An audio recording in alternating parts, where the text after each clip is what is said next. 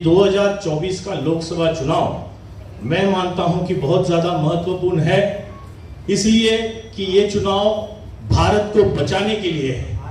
ये चुनाव भारत के लोकतंत्र को बचाने के लिए है। ये चुनाव भारत के संविधान को बचाने के लिए, और वो जिम्मेदारी हम सब पर है और मुझे पूरा भरोसा है कि हम उसे पूरा करेंगे। हिंदुस्तान की आवाज में आप सभी का स्वागत है। मैं हूं आपका दोस्त मोहम्मद मुकीम शेख। आइए देखते हैं आज के मुख्य समाचार। सभी को नमस्ते, धन्यवाद, स्वागत करता हूं। शुरू करते हैं जोरदार इंडिया अलायंस जिंदाबाद के घोषणा से, क्योंकि इस घोषणा को आने वाले दिनों में हम सबको मिलकर के बार बार अपने पार्टी की घोषणा तो हम दे दिए, तो इंडिया अलायंस जिंदाबाद के घोषणा देने हैं। बोलिए हाथ उठा के, इंडिया अलायंस जिंदाबाद, इंडिया अलायंस जिंदाबाद, इंडिया अलायंस जिंदाबाद। बहुत बहुत धन्यवाद।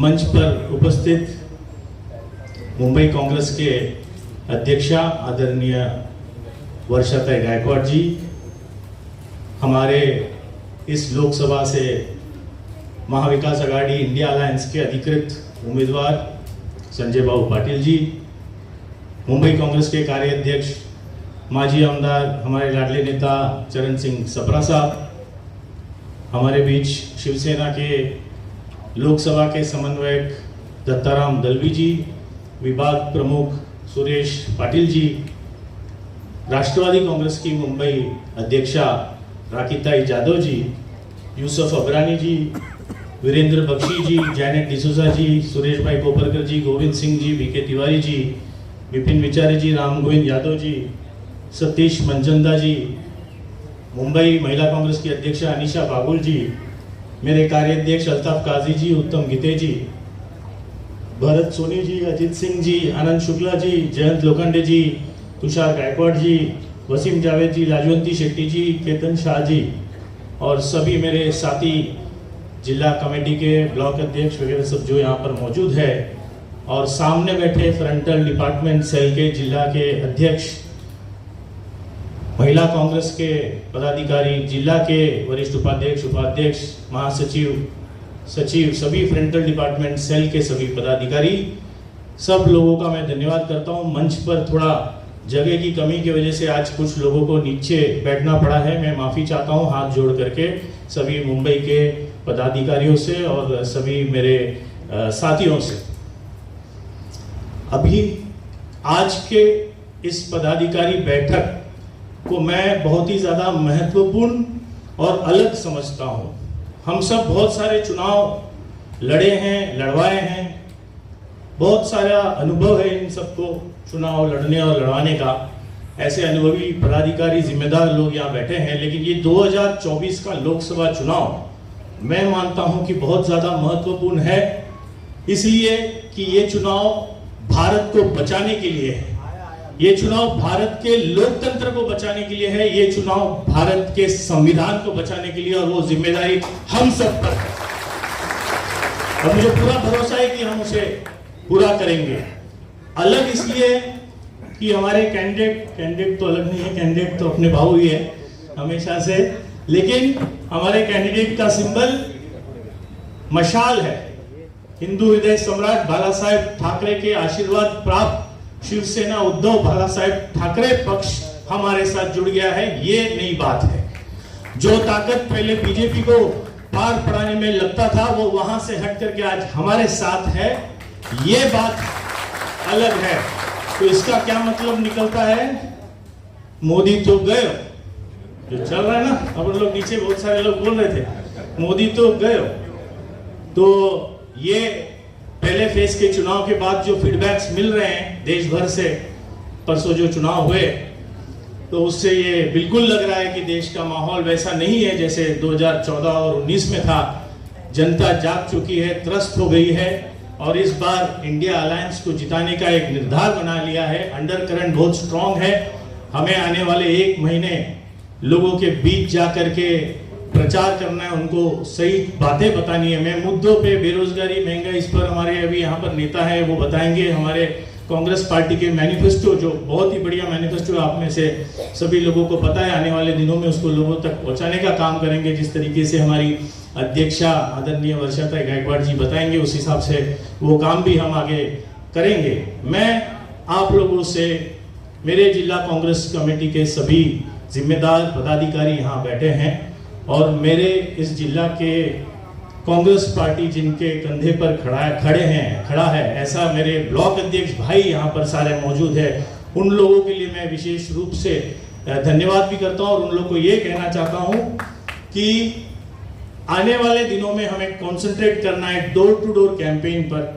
पदयात्राएं, नुक्कड़ नाटक, नुक्कड़ सभाएं, बाइक रैलियां, जाहिर सभा, ये सब होता रहेगा, लेकिन हमें डायरेक्ट कनेक्ट करना है लोगों से, डोर टू डोर करते हुए।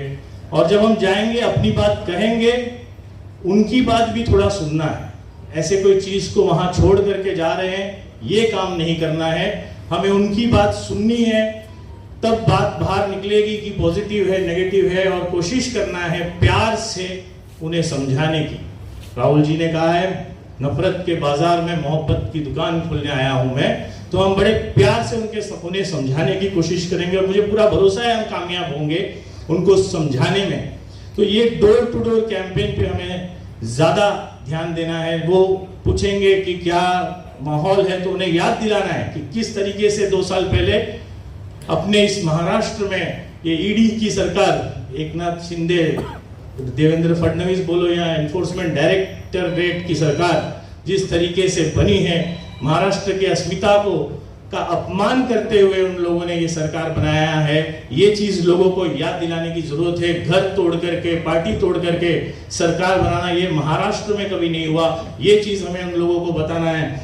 ईडी ने 121 पॉलिटिशियंस को अरेस्ट किए, जिसमें से 115 विपक्षी दलों के पॉलिटिशियंस रहे और उनमें से 25 बीजेपी के वॉशिंग मशीन में घुस गए और 23 धुल के साफ होके बाहर भी आ गए। लेकिन साथ में ये भी ध्यान रखने की जरूरत है कि वो 115 में 90 ऐसे भी है जो अरेस्ट होने के बाद भी बीजेपी के वॉशिंग मशीन में जाने से इनकार किए। ऐसे बब्बर शेख, डीके शिव कुमार हो या संजय राउत जी हो, वो भी हमारे साथ मौजूद है, ताकत के साथ खड़े हैं। तो डरने की कोई जरूरत नहीं है, ये मैं आप सबको कहना चाहता हूँ। सिंबल, जैसे यहाँ पे मेरे ख्याल से भरत भाई बता रहे थे मेरे आने के पहले, कि सिंबल मशाल है, ये नया है। ये चीज हमें घर घर तक पहुंचाने की जरूरत है, वही हमारा मेन टास्क होगा। लोग वोट देने के लिए तैयार है, हमें उनको पोलिंग स्टेशन तक पहुंचाने का एक स्ट्रेटेजी, एक कोऑर्डिनेशन, कम्युनिकेशन, इस टाइप की एक टीम सभी पार्टी का हम मिल करके आने वाले दिनों में बनाएंगे ताकि किसी को कोई तकलीफ न हो। मैं एक और बात कहना चाहूंगा कि आप में से कई लोगों को ऐसा लगेगा कि हमारे यहाँ अभी हम 100-200 जमा है, कैंडिडेट आने चाहिए। तो संजय बाबू आएंगे, जहां जहां हो सके आएंगे, लेकिन साथ में एक सोचने की बात है, गणित है कि 16 लाख वोटर है। अगर 100 जन के मीटिंग में जाएंगे तो हमको 16,000 मीटिंग अटेंड करने पड़ेंगे आने वाले 1 महीने में, मतलब दिन में करीब 500 से ज्यादा। तो वो आप समझिए कि कितना संभव है, और उस तरह से अपने आप को भी आप थोड़ा समझाइएगा। और साथ में बहुत सारे पक्ष है इंडिया अलायंस में, महाविकास आघाड़ी के अलावा भी इंडिया अलायंस में और भी पक्ष है, उनके नेता होंगे, उनके कार्यकर्ता, उनके पदाधिकारी होंगे। किसी का दिल हमें नहीं दुखाना है, सब लोग एक दूसरे को मान सम्मान देना है, थोड़ा दिल बड़ा रखना है, क्योंकि हमारा लक्ष्य बड़ा है। और वो लक्ष्य क्या है कि 4 जून के बाद इस देश का प्रधानमंत्री का निर्णय इंडिया अलायंस करेगी, ये है हमारा लक्ष्य। तो थोड़ा दिल बड़ा रखिए, छोटे मोटे चीजें होती रहेगी, उसको माफ करते हुए आप लोग आगे बढ़े, ये मैं आपसे कहना चाहूंगा। और बाबू आपसे भी ये कहना चाहूंगा कि 4 जून के बाद 5 साल आप इस पूरे इंडिया अलायंस को, महाविकास आघाड़ी को अपना पक्ष समझे, परिवार समझे और सभी को मजबूत करने का काम आप करें, ये मैं आपको भी कहना चाहता हूं।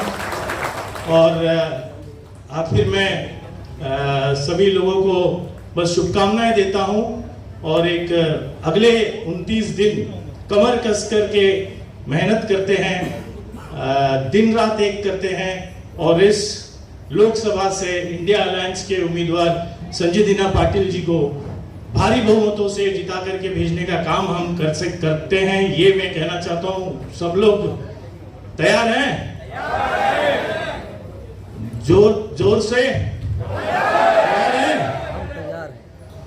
दो लाइन एक शायरी में करता नहीं, क्योंकि मैं डायरेक्ट बात करता हूं, लेकिन कल वो ध्रुव राठी का एक वीडियो देख रहा था जिसमें वो बता रहा था कि किस तरीके से चुपके से डिक्टेटरशिप इस देश में करने की कोशिश कर रहे हैं मोदी साहब। तो मतलब डिक्टेटर भी बनना है लेकिन डरपोक भी है, ऐसा है कि नहीं? तो ये बड़ा अजीब सा बात लगा, तो मैंने कुछ लिखा था। एक सेकंड, पहली बार। हाँ, शायरी के हर गौर फरमाएं, शायरी के हर लफ्ज को हम भले नहीं समझते हैं,